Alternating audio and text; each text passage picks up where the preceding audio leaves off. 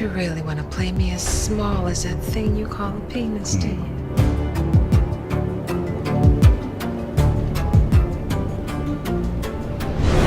I knew you'd be back for another debrief.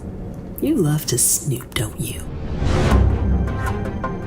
I am the First Lady Victoria Franklin, and since I'm the only one with half a brain around here, I'll be delivering the details. Please don't interrupt. We've got a lot to review. I am furious. I know. Once she lost her press secretary job to my husband's latest whore, Ellie, Diane couldn't leave well enough alone and called herself exposing Hunter and Ellie's affair. Did you rinse after you swallowed? Or no? She's not careful, she'll end up like all the others who stand in my way. Hey. Meanwhile, at the residence, Priscilla is suspicious of me and her fine-ass husband, Sam. I guess she has good reason. What the? He was caught leaving my private bathroom. It was hard to miss. Worried about the wife? I decided to make Sam the head of my security detail. My wife will have no feelings. I just can't resist stirring up a little discord between them. And he'll be in me soon enough. Go on to the car. After gathering her grandchildren, Gail and Jason, for some reprogramming at the family farm, my monstrous mother met her match with Jason. He reveals himself to be a cold-blooded killer by killing her. The bodies keep piling up around that one. Max, can you hear me? Speaking of bodies, Secret Service agent Max, who should be in a body bag, was patched up and picked up by Dirty Diane and Bobby. Hunter and Donald sure have a funny way of tying up loose ends. But as long as Max is alive, we're all in danger. I want it to go away. The butler's bullheaded son, Barry, gets himself arrested for kidnapping the mother of his missing daughter, Ruth, who's in a cult called the Rakadushis. All right, hands behind your back. Ruth decides to press charges, but his girlfriend Sharon bails him out with a pile of money that had mysteriously appeared under Barry's dresser. Sharon, that's not my money. Richard is still reeling from Nancy's revelation that Picky was her legitimate son. Richard refuses to pay for Picky's funeral, so Nancy goes begging to Priscilla, like the peasant that she is. Take this check. Richard makes it his mission to find out who the father was. But if Nancy kept the secret for this long, why would she tell him now? Out of the house! Richard attempted to kick Nancy out of the house and move on with the maid at work. Ooh. But Nancy won't give up her man without a fight. Since my useless husband can't keep his bitches in line, I have to take matters into my own hands and remind Ellie of her place, which is far, far away from the White House. You don't have a clue, do you? Of course, Hunter can't see past his pants and tries to double dip back with Ellie. So I'm forced once again to save his ass by stopping her from taking his underwear right out the front door. You think I get a thank you, but that would be too much like right, and, well, Hunter doesn't know the meaning of the word. Not thanking you for shit. Just when I thought I could finally get some rest, I make a gruesome discovery in Jason's room, the deceased body of our sweet little maid, Jean. We have a problem. Hunter and I finally find something we can agree on, figuring out what the hell is wrong with Jason. Have you guys thought about a plan? Lily finds herself in Bobby's cabin right after a fight with Donald. She then gets into cahoots with that bitch Diane and her plot to take us down. I thought she knew better than to hang with the help. But, oh well. They come up with the harebrained scheme to send Lily home to spy on my administration from the inside. No, you were never straight. Little do they know, Donald moved his boy toy in, Kyle, who's hell-bent on taking them all down. And Bobby, well, he's not quite ready to let go of his new boo. Just man the hell up, okay? Meanwhile, Hunter and I interrogate Jason about the dead girl in his room and the sword in his trunk. Now, I knew he was a creep, but even I couldn't predict him confessing to killing 3 people. Oh my God. Including Hunter's dusty hoe, Denise.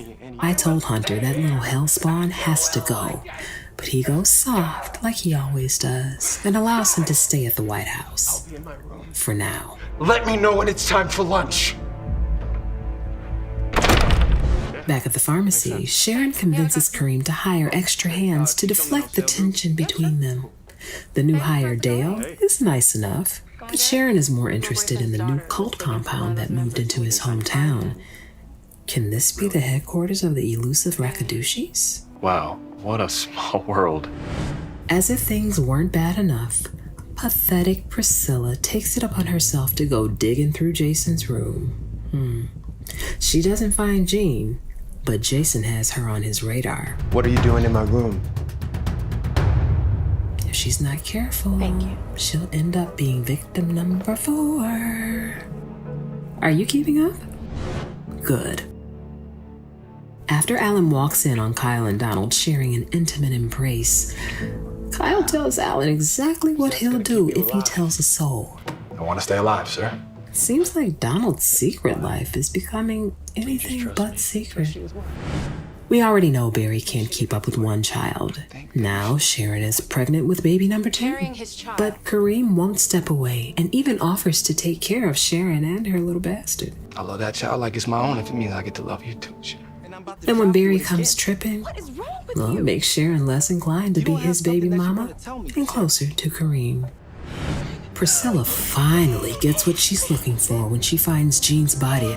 I wish I could have seen the look on her face, but I was busy seducing Sam. My pleasure is Priscilla's pain, since my Satan spawn recorded the whole thing and played it for her. Oops. Things are heating up fast. Ooh. Kyle pays a visit to Miss Laura in the hospital to make sure she never speaks again. He also sees to it that Diane meets her demise, but not before she rats out Bobby and company as her co-conspirators. We need to get out of here and get out of here right now, all right? Kyle finally gets the drop on Max and Bobby and bombs their hideout. Guess he's actually good for something. Speaking of not being dead, Rakadushi Ruth pops up saying she'll return Callie in exchange for the cash that Sharon used to bail Barry out. Where's my daughter? Barry agrees to meet her and walks right into getting kidnapped or recruited by the Rakadushis. All this, and he still doesn't get his daughter back. Ugh, what a moron. Richard and Sharon enlist Dale to track them down, but they end up upside down on the side of the road. Richard and Dale make it out with barely a scratch, but poor Sharon ends up losing her baby. I'm not gonna lose you twice. And lovesick Kareem sees this as his moment to propose. Is that one? It's this hand. Yeah, it's that. As if I don't have enough on my plate, my father summoned Hunter and I to his deathbed. Thought you wanted it that way. If I know one thing, nothing good can come from this meeting. That big brute Bobby, who survived the drone strike at the cabin, ends up in a remote safe house with Max and his female bestie. But all he can do is think about Lily, who learns that he was hired by Donald all along. Ooh. She sets up a meeting in a cheap hotel to confront him, not knowing that Kyle is tracking her every move. Okay, I could be there in an hour. What a bimbo. Jason sets his sight on his 4th victim, none other than Hunter's side piece, Ellie. I must admit, he's taking care of these holes better than any Secret Service agent. I would thank the little brat if I wasn't so disgusted by him. Right when he gets his hands around her thotty throat, here comes Alan to save her ass. Who the hell is this, Ellie?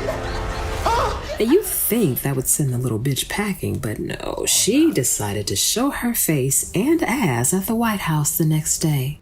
I've had just about enough of her and Hunter's so-called romance, so I reminded the twat where she'd end up if she kept playing with me. If I see you in this damn place again, I swear you're dead.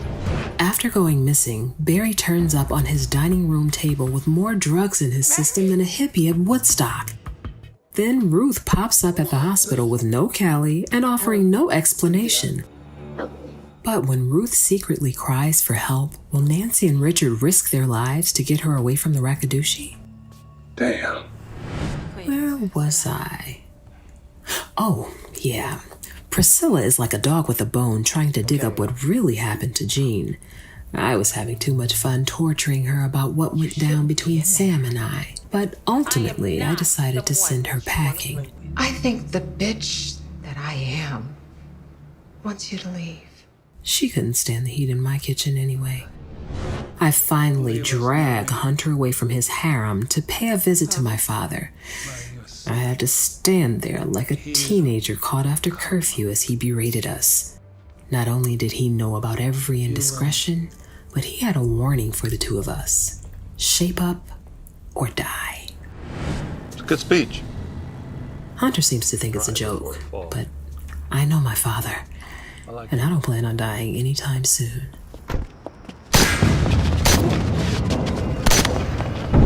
I told you we'd cover a lot of ground. So glad you could keep up.